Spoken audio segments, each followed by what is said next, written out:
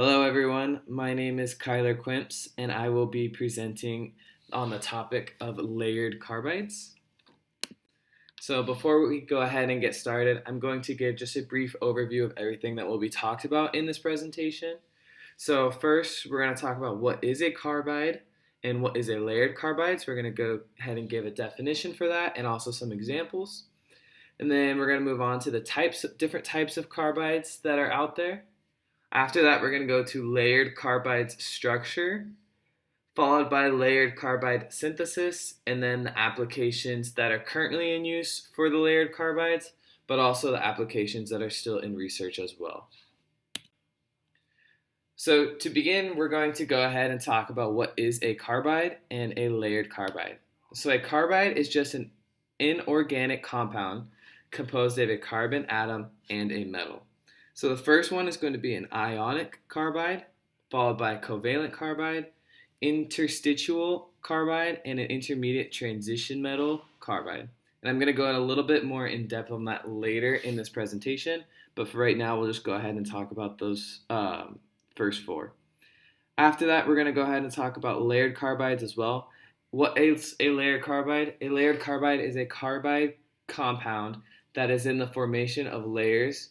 Either all of them are carbides or a different compound in between each layer, and we'll go ahead and go into the structures of that as well and what defines each one on top of that. So to begin, we're going to go ahead and talk about ionic carbides. Ionic carbides are formed by the bonding of highly electropositive elements, that is, one that has a relatively low ionization energy, and a carbide ion. And as you can see, it's also an electropositive element plus a carbide ion. So a very small electronegativity is also an electropositive element. So that is one thing that is good to know. This is typically an alkaline earth metal or an alkali metals. So that's going to be groups 1 and 2 on the periodic table. And this is also typically the stronger carbide due to the ionic bonding that is in its crystal structure. And so for some examples, I have calcium carbide, which you could see with the equation CaC2. We also have aluminum carbide, which is Al4C3, and beryllium carbide, which is Be2C. After that, we're going to go ahead and talk about covalent carbides. So what a covalent bond is, to start, it's the sharing of an electron between two atoms with very similar electronegativities, meaning one element is not going to be taking the electron from the other as much as it would be in an ionic carbide, but more of just sharing. So it's going to be the combination of a carbon atom with another atom of a similar electronegativity that is going to be either a metal or a nonmetal. And examples include boron carbide, which is B4C, and also silicon carbide, which is the SiC right there as well. These are two of the most common carbides that are made out there currently, as they are still doing research to find some more covalent carbides as well. After that, we're going to go ahead and talk about transition metals with carbides, which are also very common. They do make up majority of the carbides out there, as I believe more than 50% of the carbides are going to be with transition metals. They are just not the two most common ones, as I stated earlier in the covalent carbides. So I'm going to go ahead and talk about interstitial carbides first. What that is going to be composed of large transition metals with the carbide atoms. And it is very important to note that it is the large transition metals and not just the small transition metals, as that's going to be discussed later in this video as well, because of the different types of bonding patterns that we're going to see through the structure images later on in this video as well. So for examples, I have zirconium carbide, which is ZRC. I have vanadium carbide, which is VC, and I also have tungsten carbide, which is WC, seen here on the left. Then moving on to intermediate transition metal carbides. What that is, it's going to be the binding of a transition metal with a carbide molecule. And it's very important to note that this is the similar sized transition metal and not the large transition metal that we just talked about. So examples of this include cementite, which is the Fe3C, and also cobalt carbide, which is CO2C. All right, so next we're going to go ahead and talk about the layered carbides structure. Layered carbides are broadly known as MXenes, which are two-dimensional layers of carbide molecules that can be stitched together with simply just space in between each layer, or another molecule, typically a nitride or a metal, in between each layer. MXenes are simply a metal and a carbon atom bounded together with a surface terminating functional group with the equation m subscript n plus 1, x subscript n, and t subscript x. What that stands for is the m is just simply going to be the metal, whichever metal it is for that molecule, with the subscript n plus 1 representing the number of molecules slash atoms in that layer. Then we have the x, which represents for carbon. N is going to represent the number of carbon atoms in that layer. And then T is simply just going to be that terminating functional group for that top and bottom layer, or the outer layers of the whole molecule, with X representing the number of functional groups that this specific molecule has. Then going on, layered carbides are synthesized from the removal of the A layer in a MAX phase parent, which is a metal, an A layer, and carbon all bonded together. The resulting MXene, a layered carbide, is resulted from the specific conditions in which the A layer was removed. And I'm going to talk a little bit more about that here soon too.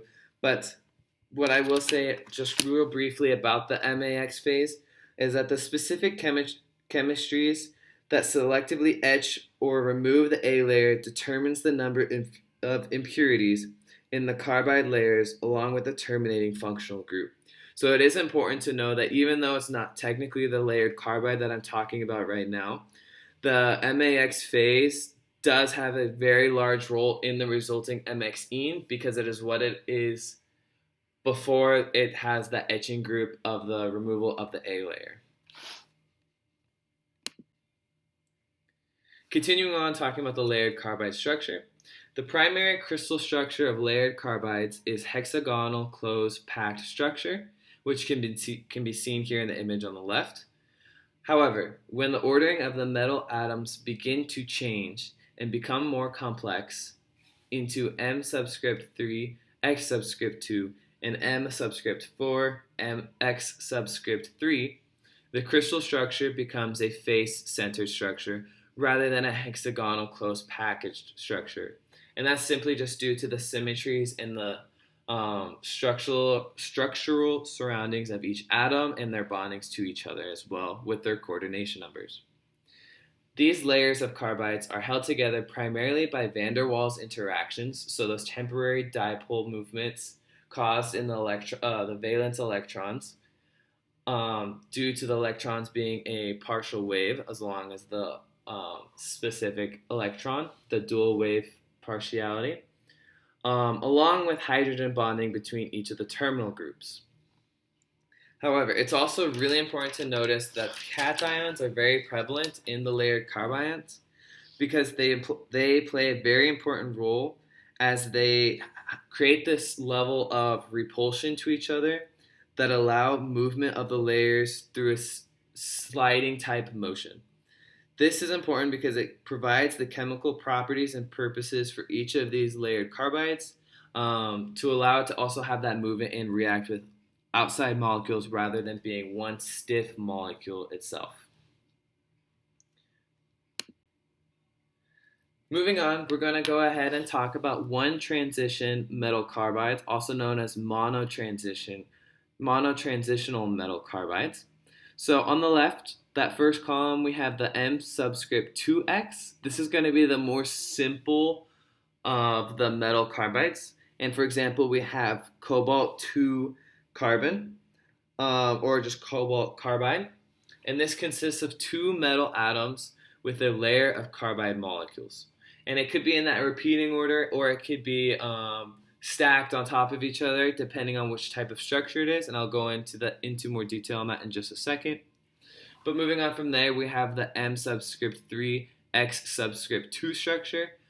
Still, it's going to be a one transition metal carbide or a monotransitional carbide, but it's going to have a little bit more of a higher ratio for carbon to titanium or to the metal, meaning there's going to be more carbide layers in comparison to the metal layers. So it consists of three metal atoms or layers for every two layers of carbide molecules. So instead of having that 1-to-2 ratio, now we have a 2-to-3 ratio. And then, like I said earlier, that changes also the crystal structure of that from a hexagonal to a face-centered cubic structure. Same goes with the structure right here on the right-hand side, which is going to be the M subscript 4 X subscript 3 structure. An example of that is going to be the TA4C3. And what that is, it just raises that ratio even more for the carbide. So now you have a 3-to-4 ratio as compared to the 2-to-3 and the 1-to-2. So it consists of four metal atoms or layers and four metal atoms and 3 layers of carbide molecules as well. Then moving on, we're going to go ahead and talk about the two transition metal carbides or the dual transition metal carbides. So what that is, it's going to be two main types of carbide layers containing two transitional metals, and it's going to either be a solid solution or an ordered solution. So what a solid solution is, it's going to be an MXene containing two transitional metals and is in a random order with the layers of the carbon metals. So going a little bit more into detail about that, it's going to have two different types of elements with that carbon metal, two different types of metals. So it could be tungsten and it could also be silicon, for example, or it could be zirconium and vanadium. It's going to have that two different types of layers plus the carbides, so three layers in total. Obviously, it can be much more than that, but that's going to be that basic beginning level right there. And then we also have the ordered solutions, MXenes containing two transitional metals in a very specific order, with the outermost layer influencing/defining the carbide layer's electrochemical properties. So it's important to notice that the solid solutions are going to be in a very random order, where you could have a carbide layer on top of another carbide layer and keep on going, and then you're going to have tons of metals, or it could be 1 and 1, 2 and 1. It's going to be in a random order, but the ordered solutions are going to have a very specific order that's going to be seen throughout the entire molecule or the entire layered carbides with a repeating order. And this is important because it's going to it's going to define their electrochemical properties as compared to a solid solution, which could vary in their electrochemical properties, even though it could technically have the same chemical formula.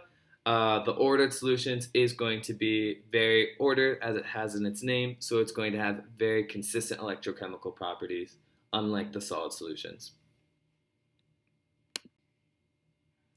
And here you see we have a picture of those layered carbides with each different types. So on the left you have the M subscript 2X, middle you have the M subscript 3 X subscript 2, and on the right you have the M subscript 4 X subscript 3. Keep in mind M stands for the metal and X stands for the carbon in this situation.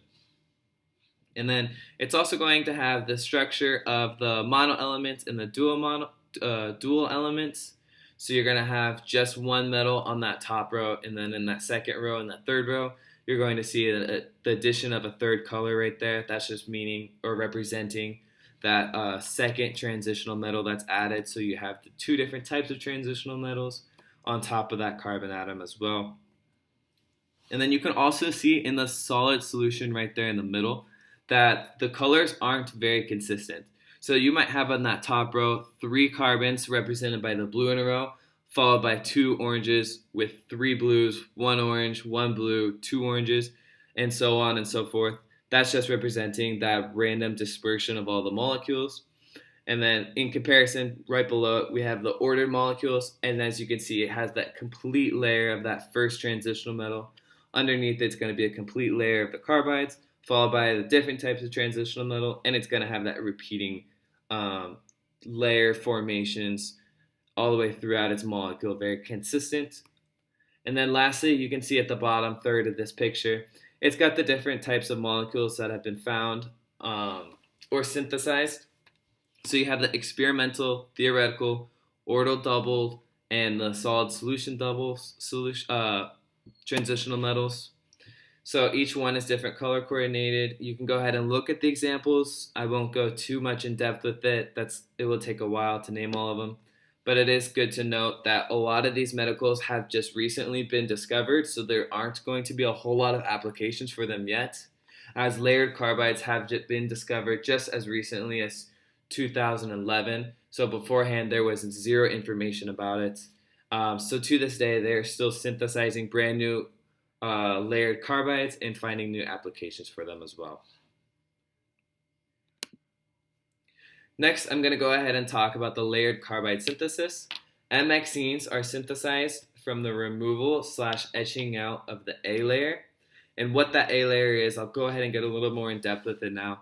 They are going to be elements belonging to groups 13 and 14 on the periodic table, and they will be removed from those max phases, the bulky ternary transition metal carbides. So those max phases, like I said earlier, are going to be that parent molecule, that parent layered carbide, but it's going to have that extra transitional metal that we're trying to eliminate and that we will be etching out of the whole solution completely. And so what etching out is it's a highly selective etching out process or removal process that is used to obtain the desired MXene or the desired layered carbide. And then also going on that a little bit more in depth, the bonding between metal and the A layer is considered more chemically active and stronger than the metal to carbon bonding. So with that being stronger, it also requires more energy to remove, but it's also much more specific in how we can remove that as well. So we can go ahead and play with the highly specific etching process and determine which molecules, which functional groups will be the best to be able to remove the A layer that we're trying to get out of the max phase without disrupting the layered carbide as much as possible, leaving as little amount of impurities, little amount of vacancies as possible as well, and basically reserving that layered carbide as much as possible. And then going into depth about the etching process of the max phases or the parent phases, the most common etching process to go from the max phase to MXenes or to layered carbides is the use of aqueous fluoride containing acidic solutions. Examples of that are going to be the hydrofluoric acid, hydrochloric acid, and ammonium fluoride, which can be seen here with the chemical formulas HF, HCl, and NH4, HF2. There's also been a new development in high temperature etching, which has been proven successful as Ti4C3 was synthesized from Ti4AlC3, and this was done by raising that Ti4AlC3 to a temperature of about 550 degrees Celsius, basically melting and evaporating that aluminum off while still maintaining that titanium and carbon atoms with their bondings, and then cooling it back down once that aluminum has been melted and boiled off from the solution to basically create that layered carbide as well without having to damage much of the properties at all. So this has been proven to be less detrimental and less of an intrusive method as compared to the etching process, which is a little bit more of a chemical process. This has been proven to be more of a physical process, basically reserving the whole chemical composition. All right, and then I'm going to go ahead and talk about the service functional groups that I talked about earlier. This isn't as much of a factor when it comes into the formula, and oftentimes it is actually left out of the formula when we create those chemical compositions for the layered carbides. But regardless, every single layered carbide does have this surface functional groups, and it could have one or it could have a multitude of them. So what they are is these surface functional groups, also known as terminating functional groups, are added to the carbide layers either chemically, electrochemically, or thermally. Basically meaning that it's going to be added through chemical reactions, or it's going to be added through an electric pulse, or it's going to be added through the addition slash removal of heat. And what this does is the addition of surface functional groups or slash these terminal groups not only chemically signify the end of the layer, so whether it's going to signify the end of the carbide layer or the metal layer, but it also creates cation repulsion, which allows those layers of the carbides and the metals to move past each other and adapt to their environment to be able to react with any type of solvent or solute that it's in. It's also going to create and allow those chemical reactions to happen. It can also increase or decrease the hydrophilicity of the molecule itself. So it could either be make it more polar or non-polar and make it have a different function in different solutions as well. And then lastly, it could also modify the MXene's interactions with other molecules to adjust its real-world application. And as you can see in this image here, it has examples of these different surface functional groups that can be added. And for one example that I'll go ahead and talk about is you can go ahead and see the NH2 group, the nitrile that is added. And that's just going to add a little bit more of like that basic functional group and basically raise that pH level to a more basic number so that it can interact with more acidic solutions and it's going to deprotonate a lot faster. Okay, and then going ahead and talking about some applications as well. The most promising application of MXenes is for energy storaging purposes, thanks to the strong bonding strength between the metal and carbon atoms. Like I was saying earlier, metal and carbon really like to create that strong bond. It's going to be a covalent bond or an ionic bond, which can be even stronger. And so it's going to take a lot of energy to break those bonds. So it could really store that energy and can be used in a lot of different applications in the real world. It was found actually that MXenes with low molecular weights, such as titanium chromide, NB2C, V2C, and C2C, had the best energy storage capabilities due to its high ratio of metal to carbon bonding. So it has a higher percentile or a higher percentage of that type of bond, which is, like I said earlier, really high in energy. It has that really strong bond, so it's going to take a lot of energy to break it, which can be really helpful in electrochemical capacitors. It's going to be very helpful in batteries as well, as it's going to store a lot of that energy. And then I kind of just gave a little bit away about this next point, but I'll go ahead and talk about it again.